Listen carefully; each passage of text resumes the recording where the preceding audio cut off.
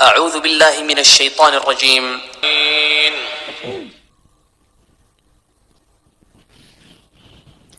نحمده ونصلي على رسوله الكريم اما بعد فاعوذ بالله من الشيطان الرجيم بسم الله الرحمن الرحيم رب اشرح لي صدري ويسر لي امري واحلل عقدة من لساني يفقهوا قولي واجعل لي وزيرا من اهلي اللهم انفعنا بما علمتنا وعلمنا ما ينفعنا وزدنا علما اللهم اخلصنا لوجهك الكريم اللهم أرنا الحق حقا وارزقنا اتباعه وأرنا الباطل باطلا وارزقنا اجتنابه اللهم لك الحمد حمدا دائما مع دوامك ولك الحمد حمدا خالدا مع خلودك ولك الحمد حمدا لا منتهى له دون مشيتك ولك الحمد حمدا لا يريد قائله إلا رضاك وَلَكَ الْحَمْدُ حَمْدًا عِنْدَ طَرْفَةِ كُلِّ عَيْنٍ وَتَنَفُّسِ كُلِّ نَفْسٍ آمین. السلام علیکم ورحمۃ اللہ وبرکاتہ. اللہ سبحانہ و تعالیٰ قرآن مجید میں فرماتے ہیں وَرَتِّلِ الْقُرْآنَ تَرْتِیلًا، قرآن مجید کو ترتیل کے ساتھ پڑھو. ہم دیکھتے ہیں کہ ترتیل کے حوالے سے حضرت علی سے جب پوچھا گیا تو حضرت علی نے اس کی کیا تعریف بیان کی. وہ فرماتے ہیں کہ الترتیل ہوا تجوید الحروف و معرفت الوقوف. ترتیل کے معنی کیا ہیں؟ حروف کی تجوید اور وقوف کی معرفت حاصل کرنا، یعنی قرآن مجید کو پڑھتے ہوئے سب سے پہلی بات کہ تجوید کا جاننا اور اس میں کس چیز کا مزید اضافہ، وقوف کی معرفت حاصل کرنا. ان دو چیزوں کے ملنے سے قرآن مجید کی جو تلاوت کی جائے گی وہ ترتیل کہلاتی ہے. نبی صلی اللہ علیہ وسلم خود بھی قرآن مجید کو ترتیل کے ساتھ پڑھا کرتے تھے اور صحابہ کرام بھی، اور آگے انہوں نے تعلیم بھی اسی چیز کی دی. ہم علم تجوید کے حوالے سے چند بنیادی قواعد کو سیکھ رہے ہیں، اور تجوید میں ہم نے اس کی تعریف میں دو بنیادی چیزوں کے بارے میں دیکھا، حروف کے مخارج اور ان کی صفات. اور ترتیل میں ایک مزید کس چیز کا اضافہ ہے؟ وقوف کی معرفت حاصل کرنا. تو ترتیل کیا ہے؟ ہوا تجوید الحروف و معرفت وقوف. پھر ہم دیکھتے ہیں کہ آپ صلی اللہ علیہ وسلم نے قرآن مجید کے پڑھنے کے حوالے سے چند ایک مزید احادیث. آپ نے فرمایا لوگوں میں سے قرآن مجید کی تلاوت میں حسین آواز والا وہ ہے کہ جب تم اسے دیکھو کہ وہ پڑھ رہا ہے تو اسے دیکھ کر ایسا لگے کہ وہ اللہ سبحانہ و تعالیٰ سے ڈر رہا ہے. یعنی صرف آواز اچھی نہ ہو، مخارج واضح نہ ہو، بلکہ ان آیات کا مفہوم سمجھنے والا بھی ہو، اور اسے اس بات کا اندازہ ہو کہ جس چیز کی وہ تلاوت کر رہا ہے وہ کلام اللہ ہے، اللہ سبحانہ و تعالیٰ کا کلام ہے، اس رب کا، اس ذات کا جو ہمارا خالق اور مالک ہے، اور جس نے ہمیں ایک مقصد کے ساتھ اس دنیا میں بھیجا ہے. ابن عمر رضی اللہ عنہما فرماتے ہیں لوگوں میں سے اچھی قرات والا وہ ہے کہ جب وہ قرات کرے تو دیکھے یا اس کو دیکھ کر لگے کہ وہ اللہ سبحانہ و تعالیٰ سے ڈر رہا ہو. قرآن مجید کی تلاوت کے ساتھ قیام کرنے کے حوالے سے آپ صلی اللہ علیہ وسلم نے فرمایا کہ جو شخص رات کو 100 آیات نماز میں پڑھے اس کے لیے پوری رات کا قیام لکھا جاتا ہے. ایک اور حدیث میں آپ صلی اللہ علیہ وسلم نے فرمایا جو رات کو قیام میں 10 آیات پڑھے اس کا نام غافلوں میں نہیں لکھا جائے گا، اور جو شخص 100 آیات پڑھے اس کا نام قانتین عابدین میں لکھا جائے گا، اور وہ شخص جو 1000 آیات پڑھے اس کا نام بے انتہا ثواب جمع کرنے والوں میں لکھا جائے گا. جتنا جتنا انسان اس چیز کو، قرآن مجید کی تلاوت کو اور قرآن سے اپنے تعلق کو بڑھاتا جائے گا، اللہ سبحانہ و تعالیٰ کے ہاں اس کا مرتبہ اتنا ہی بلند ہوتا جائے گا. پھر قرآن مجید کی تجوید کے حوالے سے ہم دیکھتے ہیں کہ علماء اس کے بارے میں کہتے ہیں کہ امت اسلامیہ کا نبی کریم صلی اللہ علیہ وسلم کے زمانے سے لے کر آج تک تجوید اور ترتیل کے وجوب پر اجماع ہے، اور کسی نے بھی اس میں اختلاف نہیں کیا. علامہ ابن جزری فرماتے ہیں کہ اس بات میں شک نہیں کہ امت جس طرح قرآن مجید کے فہم اور اس کی حدود قائم کرنے میں ثواب کی مستحق ہے، اسی طرح وہ اس بات پر بھی اجر کی مستحق ہے کہ اس کے الفاظ صحیح طور پر ادا کیے جائیں. اور اس کے حروف اسی طریقے سے ادا کیے جائیں جو ائمہ قرات سے اخذ کیا گیا ہے، اور اس کی سند نبی کریم صلی اللہ علیہ وسلم سے متصل ہے۔ اپنی کتاب المقدمۃ الجزریہ میں علامہ ابن جزری لکھتے ہیں، تجوید کا حاصل کرنا ضروری ہے۔ جو شخص تجوید کے ساتھ قرآن مجید نہیں پڑھتا وہ خطا کار ہے، کیونکہ اللہ سبحانہ و تعالیٰ نے قرآن مجید کو تجوید کے ساتھ ہی نازل فرمایا، اور اسی تجوید کے ساتھ یہ قرآن ہم تک پہنچا ہے۔ لہٰذا تجوید کا سیکھنا اسی لیے فرض کے درجے پر ہے، اور قرآن مجید کا علم، اللہ سبحانہ و تعالیٰ کے کلام کا علم، ہم نے کیا پڑھا تھا کہ یہ علوم میں سب سے افضل علم ہے، کیونکہ اس کی نسبت اللہ سبحانہ و تعالیٰ سے ہے۔ اس حوالے سے تجوید کی اہمیت کو واضح کرنے کے لیے چند ایک مثالیں یہاں پر دی گئی ہیں۔ مثال کے طور پر ہم نماز میں کہتے ہیں، جب ہم سورۃ الفاتحہ پڑھتے ہیں تو ہم کہتے ہیں الحمدللہ، جس کے معنی یہ ہے کہ تمام تعریفیں اللہ سبحانہ و تعالیٰ ہی کے لیے ہیں۔ لیکن اگر اس ہا کو ہا پڑھ دیا جائے اور لفظ الحمد کی بجائے الحمد ہو جائے تو اس کے معنی یہ ہوں گے کہ آگ کی حرارت کا ختم ہونا اللہ تعالیٰ کے لیے ہے، نعوذ باللہ۔ بات کا مطلب ہی بدل جائے گا۔ اسی طرح ہم دیکھتے ہیں کہ قرآن مجید میں اللہ سبحانہ و تعالیٰ فرماتے ہیں ان اللہ علی کل شیء قدیر، اللہ سبحانہ و تعالیٰ ہر چیز پر قادر ہے۔ اگر یہاں پر قدیر میں ہم قاف کو باریک پڑھ دیں تو یہ بدل جائے گا حرف، اور قدیر کا پڑھنا اس کے معنی بدل جائیں گے، جس کا مطلب ہوگا نعوذ باللہ قدورت رکھنے والا، جبکہ اللہ سبحانہ و تعالیٰ ایسی تمام منفی صفات سے پاک ہے، اللہ تعالیٰ کی ذات۔ اسی طرح ہم دیکھتے ہیں قرآن مجید میں اللہ سبحانہ و تعالیٰ فرماتے ہیں فَصَلِّ لِرَبِّكَ وَانْحَرْ، وَانْحَرْ میں اگر ہا کی بجائے ہا پڑھ دیا جائے تو معنی بدل جائے گا، اور جس کے معنی نہرہ کے معنی ڈانٹنے کے ہوتے ہیں۔ وَانْحَرْ قربانی کرنے کے ہیں معنی، اور نہرہ کے معنی ہیں ڈانٹنے کے۔ اس لیے قرآن مجید کی تجوید، اس کے مخارج، حروف کے مخارج کو جاننا اور ان کے مطابق قرآن مجید کو پڑھنا بہت ضروری ہے۔ وہ تمام غلطیاں قرآن مجید کے پڑھنے میں جن سے اس کا معنی الفاظ کا اور یا مفہوم بدل جاتا ہے، وہ غلطیاں حرام درجے میں آتی ہیں۔ اور قرآن مجید کو درست انداز سے پڑھنے کی کوشش کرنا، اس کو سیکھنا اللہ سبحانہ و تعالیٰ کی رحمت کے حصول کا سبب بھی ہے، اور اللہ تعالیٰ کا جو فرمان ہے قرآن مجید میں الذین آتیناہم الکتاب یتلونہ حق تلاوتہ اولئک یؤمنون بہ، اس آیت کی تکمیل میں بھی انسان کا حصہ ڈلتا ہے کہ جب وہ قرآن مجید کی تجوید کو سیکھنے کی کوشش کرتا ہے۔ اللہ سبحانہ و تعالی ہم سب کو اس چیز کی توفیق عطا فرمائیں کہ ہم قرآن مجید کا حق ادا کرتے ہوئے نہ صرف الفاظ کی درست ادائیگی کو سیکھنے میں کامیاب ہو سکیں، بلکہ ہم اس کا مفہوم بھی سمجھیں، تاکہ قرآن کا پڑھنا صرف الفاظ تک محدود نہ ہو، بلکہ وہ ہمارے دلوں پر اثر کرنے والا ہو اور ہمارا عمل پھر اس کی تصدیق کرے۔ کل ہم نے مخارج کا ٹاپک شروع کیا تھا، ہم نے حروف کے مخارج پڑھنا شروع کیے تھے۔ پچھلے ٹاپک کو تھوڑا سا ریوائز کرتے ہوئے آج انشاءاللہ ہم اپنے اگلے ٹاپک کی طرف جائیں گے۔ مخارج کے حوالے سے ہم نے پڑھا کہ مخارج لفظ مخرج کی جمع ہے، جس کا مطلب ہے نکلنے کی جگہ۔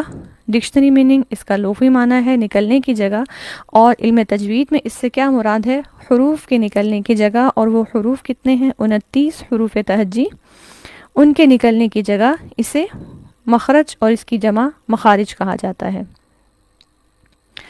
پھر ہم نے پڑھا اصول مخارج۔ اصول مخارج سے کیا مراد تھا؟ وہ بنیاد، وہ بیس، وہ پوائنٹ جہاں سے یہ 29 حروف نکلیں گے۔ یہ تمام 29 حروف کسی ایک جگہ سے نہیں نکلتے، اور نہ ہی یہ 29 حروف ہمارے جسم کے سارے اعضاء میں سے نکلتے ہیں، بلکہ 5 بنیادی پوائنٹ ہیں، 5 بیسک پوائنٹ ہیں، اور 5 جگہیں ہیں جہاں سے یہ 29 حروف تہجی نکلتے ہیں۔ ان کو اصول مخارج کہا جاتا ہے، اور یہ اصول مخارج کون کون سے ہیں؟ حلق، لسان، شفتان، جوف دہن اور خیشوم۔ یہ 5 کون سے ہیں؟ حلق، لسان، شفتان، جوف دہن اور خیشوم۔ میں ریوائز کروں تو آپ کوشش کریں کہ آپ اپنے سابقہ علم کے مطابق جو آپ نے یاد کیا یا ریوائز کیا اس کے مطابق ساتھ ساتھ ریکال کرنے کی کوشش کیجیے۔ سب سے پہلے ہم نے دیکھا پھر حلق۔ حلق کیا ہے، اس کے کتنے حصے ہیں اور یہاں سے کون سے حروف ادا ہوں گے۔ حلق کو حروف کے نکلنے کے اعتبار سے کہ وہ کن کن جگہوں سے، حلق کی کن کن جگہوں سے نکلتے ہیں، 3 حصوں میں تقسیم کیا گیا، اقصی حلق، وسط حلق اور ادنا حلق۔ اقصی کا معنی دور ہے اور ادنا کا معنی کیا ہے، نزدیک۔ تو اقصی حلق، حلق کا وہ حصہ جو منہ سے دور ہے، ٹھیک، سینے کے قریب ہے لیکن منہ سے دور ہے، اور ادنا حلق، حلق کا وہ حصہ جو منہ کے قریب ہے، اور ان دونوں کے درمیان کا حصہ وسط حلق کہلایا۔ یہ 3 حصے ہیں حلق کے، اور ان تینوں حصوں سے 2 حروف نکلتے ہیں۔ ٹوٹل 6 حروف حلق سے ادا ہوتے ہیں۔ ہم نے ان حروف کو یاد کرنے کے لیے ایک پریکٹس کیا کی تھی کہ ہم انشاءاللہ تمام حروف تہجی کو ان کے مخارج کے ساتھ اپنے ہاتھ پر پریکٹس کریں گے، ان کو اپنے ہاتھ پر یاد کریں گے۔ کس طرح سے؟ جیسے حلق کے جتنا بھی پورشن ہے اس کو ہم نے کنسیڈر کیا اپنی کلائی پر، ٹھیک۔ ہمارے پاس جو پوائنٹس ہیں جہاں سے ہمارے حروف تہجی نکلتے ہیں وہ کون سے ہیں؟ حلق، لسان، شفتان۔ اس پیٹرن سے ہم دیکھیں کہ حلق اور اوپر کی طرف جائیں تو ہماری زبان ہے لسان، اور لسان کے بعد کون سا پوائنٹ آتا ہے؟ ہمارے ہونٹ جو کہ شفتان ہے۔ بالکل ایسے ہی ہم نے کنسیڈر کیا اپنے ہاتھ پر کس طرح سے اپنی کلائی کو ہم حلق کنسیڈر کریں گے، اور ہاتھ کو، حلق سے اوپر کون سا پورشن ہے؟ ہاتھ کو ہم نے کنسیڈر کیا لسان۔ تو اپنی کلائی کو حلق سمجھتے ہوئے ہم یہاں پر دیکھیں گے کہ حلق کے حصے کس طرح سے ہوں گے، نیچے سے اوپر کی طرف جاتے ہوئے اقصی حلق، وسط حلق اور ادنا حلق، ٹھیک۔ اور یہ پریکٹس ہم نے کرنی کیا تھی کہ یہاں سے ہم نے اس طرح سے اس کو یاد کرنا ہے، اور ہم نے نیچے سے اوپر کی طرف جانا ہے۔ ان تینوں پوائنٹ سے جو مخارج نکلتے ہیں، جو حروف ادا ہوتے ہیں، وہ ہے اقصی حلق سے حمزہ ہا، وسط حلق سے عین ہا، اور ادنا حلق سے غین خا۔ اور ان تینوں پوائنٹ میں سے جو حروف نکل رہے ہیں ان میں سے 6 حروف میں سے 2 حروف ایسے ہیں جو پر اور موٹے پڑھے جائیں گے، اور وہ کون سے ہیں؟ ادنا حلق سے نکلنے والے غین اور خا۔ ہم کس طرح سے ان کو یاد کریں گے کہ اپنی کلائی پر ایک دفعہ میں ہم دیکھیں گے کہ نیچے سے اوپر جاتے ہوئے حلق کے کون سے حصے تھے؟ اقصی حلق، وسط حلق اور ادنا حلق۔ اور ان سے نکلنے والے حروف کون سے ہیں؟ نیچے سے اوپر کی طرف جاتے ہوئے حمزہ ہا، عین ہا، غین خا، ٹھیک ہے۔ اس کو ریپیٹ کر لیتے ہیں، اقصی حلق، وسط حلق، ادنا حلق، اور حروف کون سے ہوں گے؟ نیچے سے اوپر کی طرف جاتے ہوئے حمزہ ہا، عین ہا، غین خا۔ جب یہ پریکٹس میں ہاتھ پر کراؤں جن بھی حروف کی، اس ٹائم میں آپ سب لوگ کوشش کیجئے کہ آپ لوگ بھی اپنا ہاتھ سامنے رکھتے ہوئے ان پوائنٹس پر اپنی انگلی سے ٹچ کرتے ہوئے ان چیزوں کو ریپیٹ کریں۔ پھر ہم نے یہ دیکھا کہ یہ 6 حروف اپنے مخرج کے اعتبار سے، یعنی جس جگہ سے یہ نکل رہے ہیں اس جگہ کے اعتبار سے انہیں کیا کہا جاتا ہے؟ حلق سے نکلنے والے حروف حروف حلقیہ کہلاتے ہیں۔ تو حروف حلقیہ کتنے ہیں؟ 6۔ کون کون سے؟ حمزہ ہا، عین ہا، غین خا۔ حروف کی ادائیگی، صحیح ادائیگی معلوم کرنے کا طریقہ ہم نے کیا پڑھا تھا کہ اس حرف کو ساکن کر دیا جائے اور اس کے بعد اس کے ساتھ حمزہ مفتوح لگا دیا جائے۔ یہ تمام حروف کے لیے ہے، 29 کے 29 حروف تہجی۔ جب ہمیں ان کی درست ادائیگی اور ساؤنڈ کو جاننا ہے تو ہم اسے اس طرح سے ادا کریں گے۔ مثال کے طور پر اگر ہا کی ساؤنڈ ہے تو حمزہ مفتوح، یعنی وہ حمزہ جس پر فتحہ ہو، زبر ہو، اس کے ساتھ اس کو پڑھ کر دیکھا جائے گا، اور یہاں پر آواز کیا ہوگی؟ آہ، ہا کی آواز آہ۔ یہ حروف حلقیہ ہیں جنہیں ہم نے ہر ایک کے ساتھ حمزہ مفتوح لگا کے ان کی آوازوں کی پریکٹس کی۔ پھر ہم آگے نیکسٹ سیکنڈ پارٹ پہ، اصول مخارج کا سیکنڈ پارٹ کون سا ہے؟ لسان، زبان سے ادا ہونے والے حروف کون کون سے ہیں؟ اس سے ہم نے سب سے پہلے دیکھا کہ زبان کے حصے کون سے ہیں۔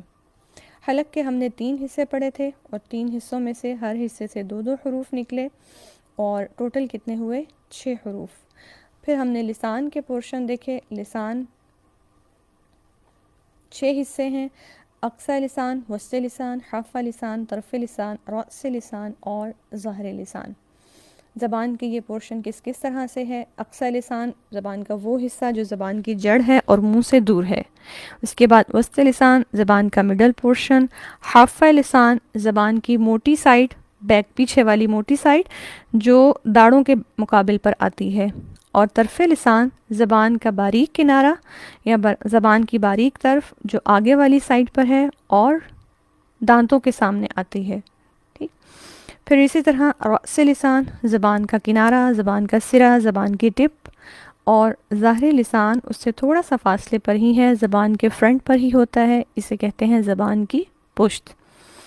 اور چونکہ ہم نے اپنے ہاتھ کو زبان کنسیڈر کیا تھا تو انہی پوائنٹ کو اور انہی جو زبان کے پارٹس ہیں انہیں ہم اپنے ہاتھ میں کہاں کہاں لیبل کریں گے. اپنے ہاتھ اور کلائی سے آگے، ہاتھ اور کلائی کا جو جوڑ ہے وہاں سے اقصی لسان زبان کی جڑ، اور یہاں نیچے سے اوپر کی طرف جاتے ہوئے وسط لسان، ہاتھ کی سائڈ کو زبان کی سائڈ کنسیڈر کرتے ہوئے سب سے پہلے زبان کا موٹا کنارہ حافہ لسان، اور اس کے آگے زبان کا باریک کنارہ طرف لسان. ہاتھ کا بالکل سرہ ٹپ جو ہوگی وہ رأس لسان کنسیڈر کی جائے گی، اور اس سے تھوڑا سا نیچے کی طرف ظاہر لسان ہے جو کہ زبان کی پشت ہے اور فرنٹ سائڈ پر ہوتی ہے. یہ 6 حصے ہم نے پڑھ لیے تھے زبان کے، اور آج انشاءاللہ ان 6 حصوں سے نکلنے والے حروف کو ہم دیکھیں گے کس حصے سے کون سا حرف ادا ہوتا ہے. اس سے پہلے کہ ہم یہ دیکھیں کہ کس حصے سے کون سا حرف ادا ہوتا ہے، حلق کے حوالے سے ہم ایک اور چیز دیکھتے ہیں کہ ہم نے پڑھا حلق کے 3 حصے ہیں. ٹھیک، بیسک کیا ہے حلق، اور پھر اس کے 3 حصے ہیں جہاں سے حروف نکلتے ہیں. تو ہم نے مخرج کی تعریف کیا پڑھی تھی؟ حروف کے نکلنے کی جگہ. گویا 3 جگہیں ایسی ہیں حلق کے اندر، 3 مخرج ہیں جہاں سے حروف نکلتے ہیں. اس لیے ہم کہتے ہیں کہ حلق کے اندر 3 مخرج پائے جاتے ہیں. 3 پوائنٹ ہیں حلق میں جہاں سے حروف ادا ہوتے ہیں، جبکہ حروف کتنے ہیں؟ 6. ٹھیک ہے. اصول مخارج میں 5 چیزیں پڑھی تھیں: حلق، لسان، شفتان، جوف دہن اور خیشوم. اب اس کی مزید فردر ڈویژن ہم دیکھ رہے ہیں. حلق کے اندر 3 مخرج ہیں، کیونکہ آپ دیکھیں جو حرف اقصی حلق سے نکل رہا ہے اس کا مخرج وسط حلق سے مختلف ہے. وسط حلق سے نکلنے والے حروف کا مخرج ادنی حلق سے مختلف ہے. لہٰذا حلق کے اندر کتنے مخارج ہیں؟ 3. اور ٹوٹل کتنے حروف نکلتے ہیں؟ 6. ٹھیک. اسی طرح ہم باقی سب پارٹس کو بھی دیکھیں گے، لسان کو بھی، شفتان کو بھی، خیشوم کو بھی اور جوف دہن کو بھی. اب ہم آ جاتے ہیں آج کے ٹاپک کی طرف، جو کیا ہے؟ لسان سے نکلنے والے حروف، جس میں سے سب سے پہلا اس کا پوائنٹ کون سا ہے؟ اقصی لسان جو زبان کی جڑ ہے، زبان کے اینڈ والا پورشن جو منہ سے دور ہے، اندر کی جانب ہے. سب سے پہلے ہم دیکھتے ہیں کہ اقصی لسان. اقصی لسان بالمقابل اوپر کا تالو، یعنی زبان کی جڑ جہاں پر جڑ کا پوائنٹ ہے اس سے بالکل اوپر جہاں ہمارا تالو ہے، جب وہاں پر لگتی ہے تو وہاں سے ایک حرف ادا ہوتا ہے جسے کہتے ہیں قاف. ٹھیک ہے. اقصی لسان مخرج کیا ہے کہ زبان کی جڑ بالمقابل اوپر کا تالو، یعنی جہاں زبان کی جڑ ہے بالکل اس کے اوپر تالو کا جو پورشن ہے، جب وہ وہاں ٹچ ہوتی ہے تو حرف کون سا ادا ہوتا ہے؟ قاف. ٹھیک. اقصی لسان زبان کی جڑ ہے، یہاں سے ادا ہونے والا حرف کیا ہے؟ قاف. اس کا مخرج کیا ہے؟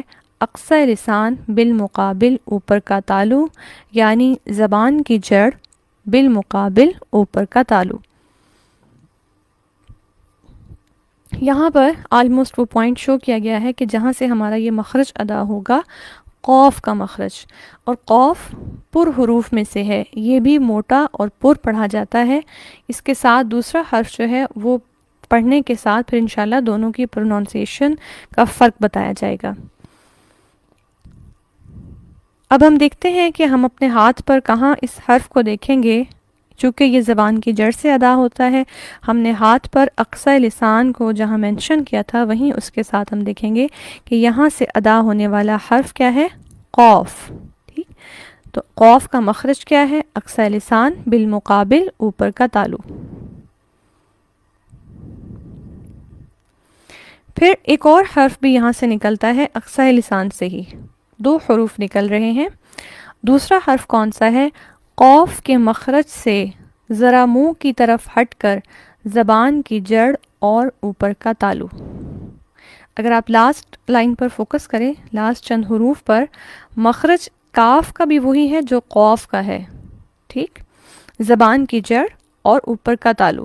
فرق کیا ہے کہ کاف کا مخرج قوف سے تھوڑا سا آگے ہے منہ کی جانب. کیسے؟ ہم تصویر میں دیکھتے ہیں. یہ ہے قوف کا مخرج، زبان کی جڑ بالمقابل اوپر کا تالو، قوف قوف قوف ادا ہوگا یہاں سے. جبکہ کاف یہ کہاں سے ادا ہوگا؟ اس سے تھوڑا سا آگے منہ کی جانب. ٹھیک ہے، اب آپ الفاظ کو دوبارہ غور سے دیکھیے. قوف کے مخرج سے ذرا منہ کی طرف ہٹ کر زبان کی جڑ اور اوپر کا تالو.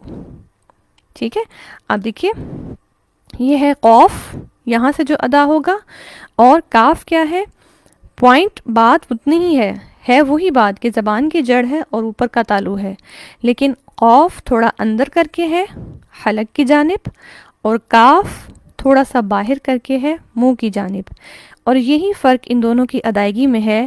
قوف موٹا پڑھا جاتا ہے، پر پڑھا جاتا ہے، اور کاف نسبتاً باریک پڑھا جاتا ہے. اور دونوں کا مخرج کیا ہے؟ سلائٹلی ڈیفرنٹ ہے. 2 ڈیفرنٹ جگہ ہیں جہاں سے یہ ادا ہوتے ہیں، لہٰذا ان کی آواز میں بھی فرق ہے، ایک موٹا ہے اور ایک باریک ہے. ٹھیک، اس کو ریپیٹ کر لیتے ہیں. ہم نے دیکھا کہ ہم سب سے پہلے زبان کے کس پارٹ کی طرف آئے؟ اقصی لسان، جو زبان کی جڑ ہے اور منہ سے دور ہے، اندر حلق کی جانب ہے.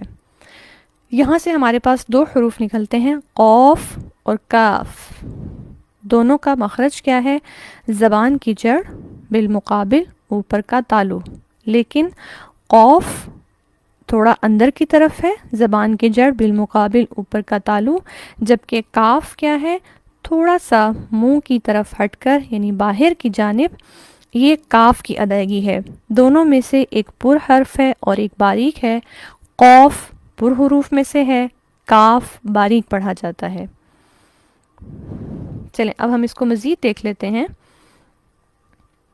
یہ ہم نے پڑھے تھے زبان کے حصے. تو اقصی لسان سے کون کون سے حروف ادا ہو رہے ہیں؟ قوف اور کاف. ٹھیک ہے، جیسا کہ پکچر میں سلائیڈ میں شو ہو رہا ہے، قوف سے تھوڑا سا آگے منہ کی جانب کاف لکھا ہوا ہے. تو یہی سلائیڈ سا ڈفرنس ہے ان دونوں کے مخارج میں. اسی طرح ہاتھ پہ جب ہم اس کو ڈرل کریں گے تو ہم کہاں پر اپنی انگلی سے پوائنٹ کریں گے، اشارہ کریں گے؟ یہاں پر قوف، اور اس سے تھوڑا سا آگے کی جانب کاف ادا ہوگا. ٹھیک، اقصی لسان، زبان کی جڑ، 2 حروف ادا ہوتے ہیں، قوف اور کاف. چونکہ یہ قوف اور کاف، ان کا پوائنٹ تھوڑا سا یعنی سلائٹلی ڈفرینٹ ہے. قوف جہاں سے ادا ہوتا ہے، قوف اس سے تھوڑا سا ہٹ کے ادا ہو رہا ہے، لہٰذا اسے علماء نے 2 مخرج کنسیڈر کیے ہیں، ایک نہیں. اقصی لسان میں کیا کہتے ہیں علماء کہ یہاں پر 2 مخارج ہیں، اور 2 مخارج میں سے 2 حروف ادا ہوتے ہیں. ٹھیک ہے، جیسے ہم نے کہ حلق کے بارے میں کیا پڑھا کہ وہاں پر 3 حصے تھے حلق کے، اور ہم نے کیا پڑھا کہ 3 مخرج ہیں جن سے 6 حروف ادا ہوتے ہیں. اقصی لسان میں کیا ہے؟ 2 مخرج ہیں اور دونوں سے ایک ایک حرف ادا ہوتا ہے.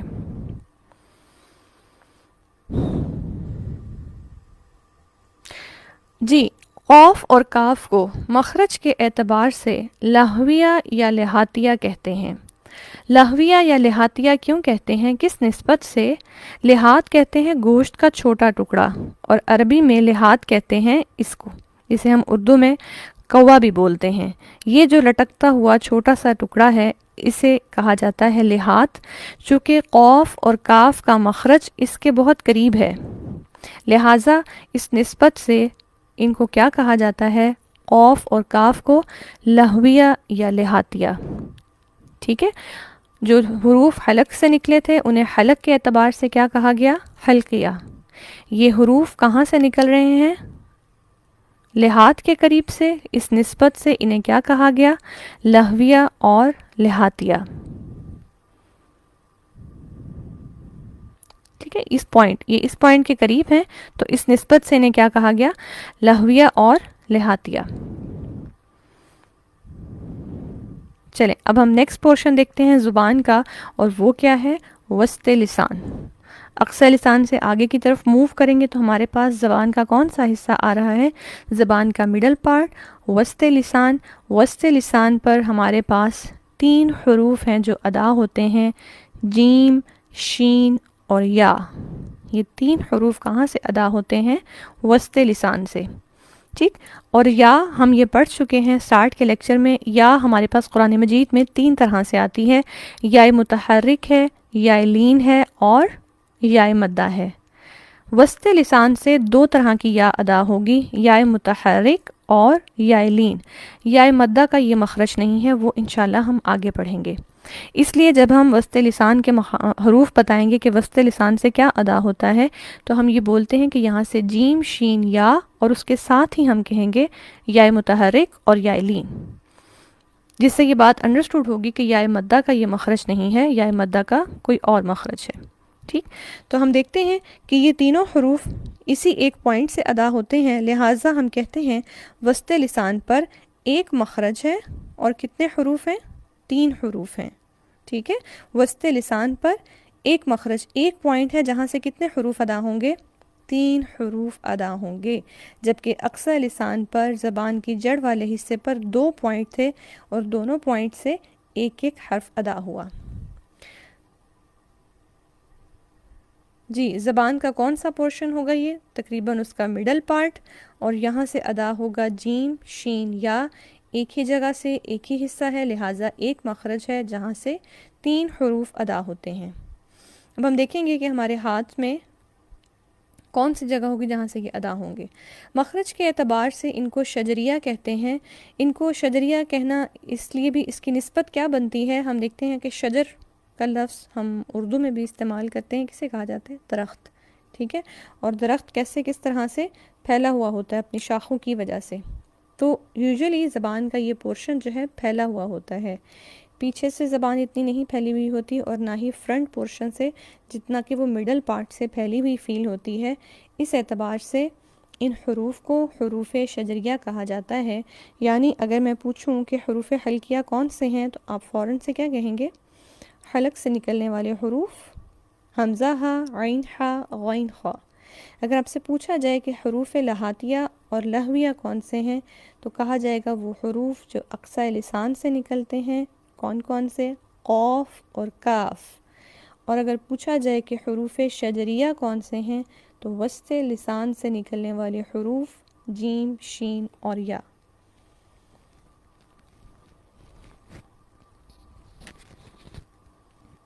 ان حروف کو ہم دیکھتے ہیں کہ یہ زبان پر کہاں سے ادا ہوتے ہیں، اور ہمارے ہاتھ پر ان کی پوزیشن کیا ہوگی؟ جیم، شین، یا وسط لسان سے ادا ہوں گے۔ اور یہاں پر ہم نے اپنے ہاتھ پہ وسط لسان کس حصے کو کنسیڈر کیا تھا؟ ہاتھ کا ہمارا سینٹر، ہماری ہتھیلی، اور یہاں سے ادا ہونے والے حروف جیم، شین، یا، جن میں یا متحرک اور یا لین شامل ہے، یا مدہ ان میں شامل نہیں ہے، ٹھیک۔ اور اس کا مخرج کیا ہے؟ اب دیکھیں، مخرج کے یاد کرنے کے حوالے سے اقصی لسان اور وسط لسان آپ کو بہت سملر لگیں گے، اور انشاءاللہ یاد کرنا بھی آسان رہے گا۔ اقصی لسان کیا ہے؟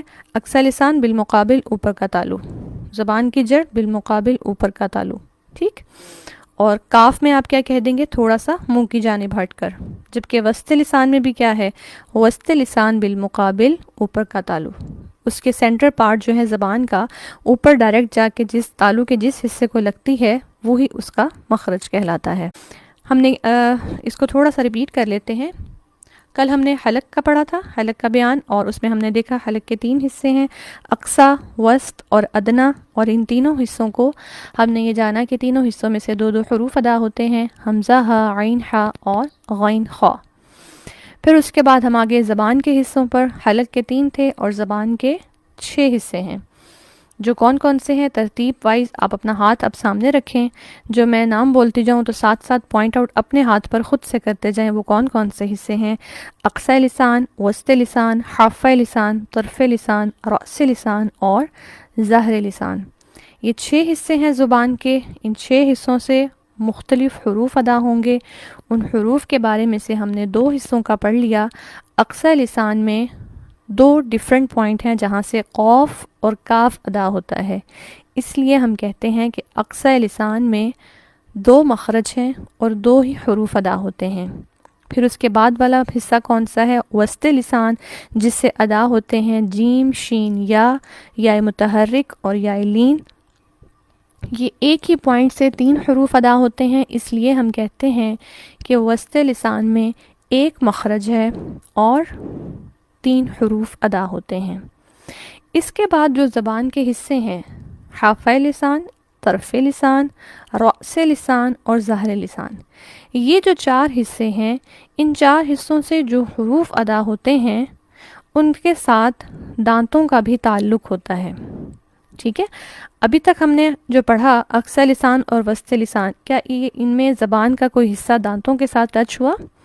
کیا دانتوں کا کوئی ذکر آیا؟ نہیں آیا. لیکن کچھ حروف ایسے ہیں کہ جن کے ادا کرنے میں یہ ضروری ہوتا ہے کہ ہماری زبان دانتوں کے کسی حصے کو جا کے لگے گی. ٹھیک ہے، تو نیکسٹ جو مخارج ہم نے پڑھنے ہیں، اس کے پڑھنے سے پہلے ہمیں اب مزید کیا جاننا ہے؟ دانتوں کے نام. ٹھیک ہے، اس پہ پریشان نہیں ہونا. انشاءاللہ یہ چیزیں پریکٹس کرنے سے انشاءاللہ ان پر اتنی گرپ آ جائے گی اور ان کو اپلائی کرنے سے قرآن مجید کے پڑھنے میں اتنی گرپ آ جائے گی کہ یہ آپ کے لیے کچھ بھی مشکل نہیں رہیں گے. اور جب انسان اللہ کے لیے نیت کو خالص کر کے کوئی کام کرنا شروع کرتا ہے تو اللہ سبحانہ و تعالیٰ اس کے لیے راستے آسان فرما دیتے ہیں. ہم نے کیا پڑھا تھا کہ قرآن مجید میں اللہ سبحانہ و تعالیٰ فرماتے ہیں وَالَّذِينَ جَاهَدُوا فِينَا لَنَهْدِيَنَّهُمْ سُبُلَنَا، وہ لوگ جو ہمارے راستے میں کوشش کرتے ہیں ہم ان کی رہنمائی کرتے ہیں. اللہ سبحانہ و تعالیٰ خود رہنمائی کرتے ہیں. تو الحمدللہ اللہ کی رحمت سے، اللہ کی توفیق سے جو ہم پڑھ رہے ہیں وہ فرض علوم میں سے ہے، ہمارے علم میں اضافہ ہے. یہ چیز ہمارے قرآن کے درست پڑھنے میں مددگار ہے، اور اس سلسلے میں اٹھائی جانے والی ہر مشقت پر، ایک ایک لمحے پر، ایک ایک لفظ پر ڈھیروں اجر ہے، ہر انسان کی نیت کے اخلاص کے مطابق. ٹھیک ہے، تو انشاءاللہ اللہ سبحانہ و تعالی ہم سب کے لیے اس کے سیکھنے کو آسان کرے. آج ہم تھوڑا سا دیکھ لیں گے دانتوں کے حصوں کو، تاکہ کل ہم ان مخارج کو پڑھ سکیں جو یہاں سے پھر ادا ہوں گے. جی، دانتوں کے نام ہم یاد کریں گے. دانتوں سے کام تو بہت لیتے رہتے ہیں ہم، لیکن عربی میں بھی ان کے کچھ نام ہیں اور ان کا تعلق ہمارے قرآن کے پڑھنے سے ہے. تو یہ آج ہم جانیں گے کہ وہ کس طرح سے ہے. ٹھیک ہے جی، یہاں پر ایک تصویر دکھائی گئی ہے اور یہ ایک حصہ دکھایا گیا، یعنی آپ اسے یوں سمجھ سکتے ہیں کہ ہمارے منہ کا اوپر والا حصہ ہے. جو سیکوینس اوپر والے حصے میں ہے دانتوں کا، وہی سیکوینس نیچے ہے. گویا ہم اوپر والے سیکوینس سے اگر ہم دانتوں کے نام اور ان کی ترتیب کو یاد کر لیتے ہیں تو وہی ترتیب بالکل نیچے ہے، سیم ہی بات ہے. اس حوالے سے ہم دیکھتے ہیں سب سے پہلے اوپر والے سامنے کے 2 دانت، انہیں کہا جاتا ہے ثنایا علیہ. ثنایا سے مراد 2، جیسے ہم عربی میں پڑھتے ہیں نا کاؤنٹنگ جو ہوتی ہے، احدا، اسنا، ثلاثہ، یہ جو ہم کاؤنٹنگ پڑھ رہے ہوتے ہیں تو اس میں اسنا 2 کے لیے استعمال ہوتا ہے. تو ثنایا علیہ، علیہ بلندی کو کہتے ہیں، اوپر کو کہتے ہیں، علوف سے ہے. تو اوپر والے پورشن کے سامنے کے 2 دانت جب ہم مرر میں دیکھتے ہیں یا مسکراتے ہیں تو بالکل سامنے کے فرنٹ کے جو 2 دانت ہیں انہیں کیا کہا جاتا ہے؟ ثنایا علیہ. ٹھیک، اس کے بعد اس کے ساتھ ساتھ والا ایک ایک دانت، اسے کہا جاتا ہے رباعی. ٹھیک، ثنایا علیہ اوپر والے سامنے کے 2 دانت، اور بالکل یہ سامنے کے جو اوپر والے 2 دانت ہیں ان کے مقابل جو نیچے کے 2 دانت آتے ہیں انہیں کہا جاتا ہے ثنایا سفلا. سفلا قرآن مجید میں یہ لفظ استعمال ہوتا ہے، نچلے کو کہتے ہیں، نیچے کو کہتے ہیں. گویا 2 اوپر والے سامنے کے دانت اور ان کے جو بالکل بالمقابل نیچے کو آتے ہیں. جب ہم منہ کو ایسے بند کریں گے، دانتوں کو ملائیں گے، تو ثنایا علیہ کے مقابل جو 2 دانت نیچے کے ہوتے ہیں انہیں کہتے ہیں ثنایا سفلا. ٹھیک ہے، ان کے ساتھ ایک ایک دانت، جیسا کہ پکچر میں بھی دکھایا جا رہا ہے، ثنایا علیہ کے ایک رائٹ سائڈ پر، ایک لیفٹ سائڈ پر، اسے کہتے ہیں رباعی. جیسے یہ اوپر ہیں ایسے ہی نیچے ہوتے ہیں، نیچے بھی ایک ایک تو گویا ٹوٹل ہمارے پاس رباعی کتنے دانت ہوتے ہیں منہ میں؟ 4۔ ہم پڑھتے ہیں نا قرآن مجید میں جب ایک پورشن کمپلیٹ ہوتا ہے ہم کہتے ہیں رب ہو گیا۔ رب کس سے ہے ورڈ؟ 4 سے، 1/4 سے، ٹھیک ہے؟ تو رباعی 4۔ تو یہ رباعی 4 کس طرح سے ہیں؟ اوپر رائٹ اور لیفٹ پر، اور اسی طرح نیچے ثنایا سفلا کے رائٹ اور لیفٹ پر۔ جیسا کہ میں نے بتایا جو سیکوینس اوپر ہے بالکل وہی سیکوینس نیچے ہے، اس کو بھی ساتھ ساتھ ہم کنسیڈر کرتے جائیں گے۔ اب ان رباعی کے ساتھ ایک ایک مزید دانت ہے جسے کہا جاتا ہے انیاب، ٹھیک ہے؟ اسے کیا کہتے ہیں؟ انیاب۔ رباعی کے ساتھ رائٹ، لیفٹ، اوپر اور نیچے 4 یہ دانت ہیں جنہیں کہا جائے گا انیاب۔ اتنا پورشن جو ہم دیکھتے ہیں، اچھا اب اس کو ہم کاؤنٹ کرتے ہیں، یہ کتنے دانت ہو گئے؟ 2، 4 اور 6۔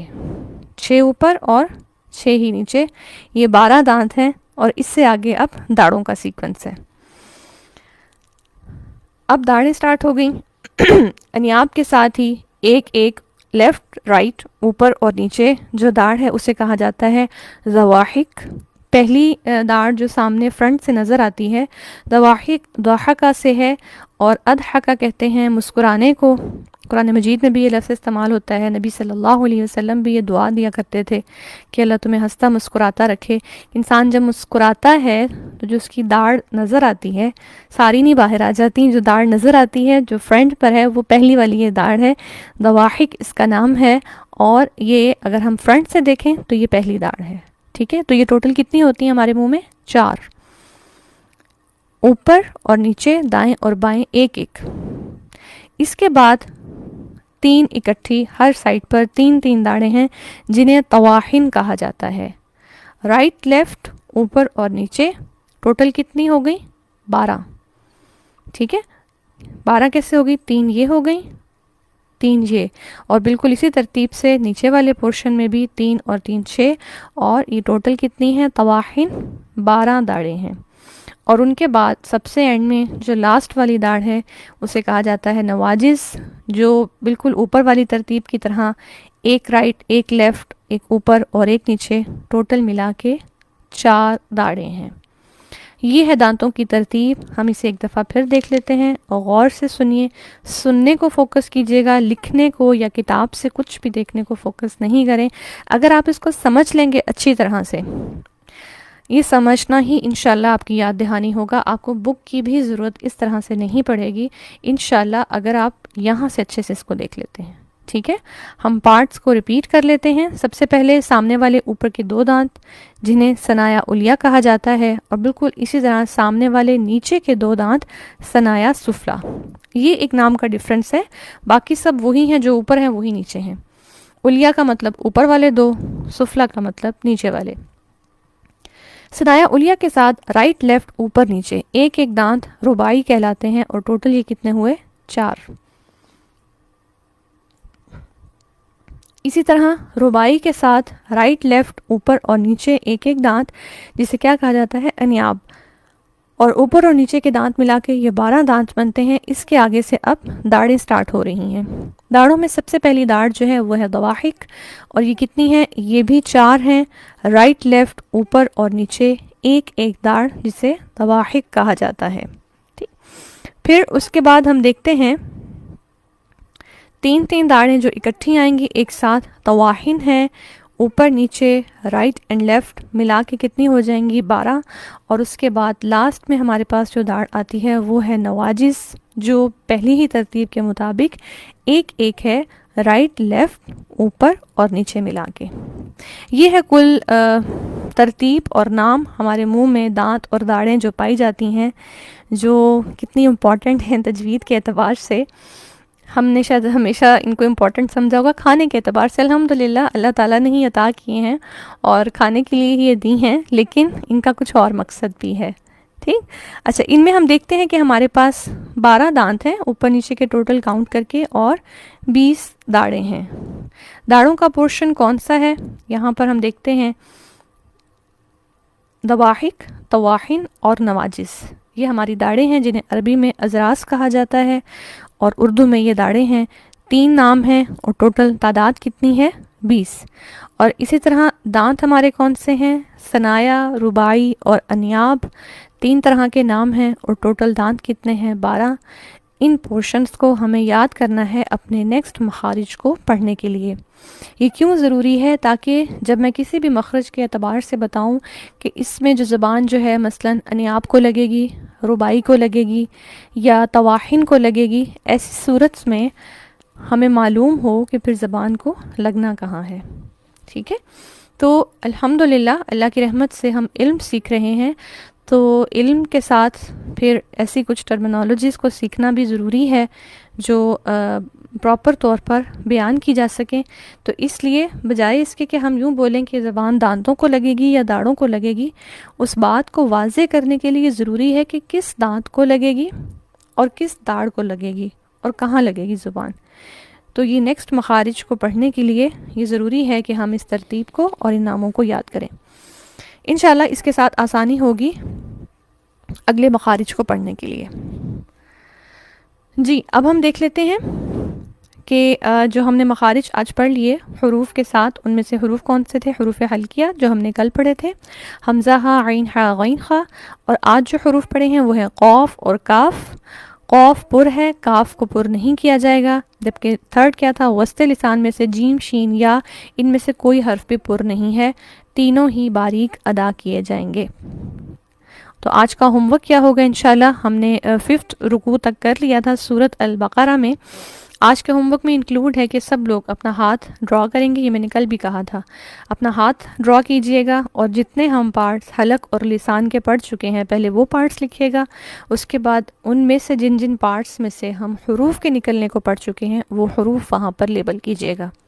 سیکنڈ کیا کریں گے؟ آپ لوگ دانتوں کے نام آپ یوں اس طرح سے پراپر پکچر نہ بھی ڈرا کر سکیں تو ایک رف سا اسکیچ کہ کس ترتیب سے، چاہے ایک لائن میں آپ لکھ لیں، لیکن آپ یاد کرنے کے بعد ان کو لکھیں گے ضرور. لکھنے سے علم محفوظ ہوتا ہے. نبی کریم صلی اللہ علیہ وسلم سے ایک دفعہ ایک صحابی نے شکایت پیش کی اپنی کہ میں بھول جاتا ہوں، تو آپ صلی اللہ علیہ وسلم نے فرمایا تھا کہ تم لکھ لیا کرو. تو وہ نبی صلی اللہ علیہ وسلم سے جو بھی سنتے تھے اسے لکھ لیا کرتے تھے. تو لکھنا علم کو محفوظ کرتا ہے.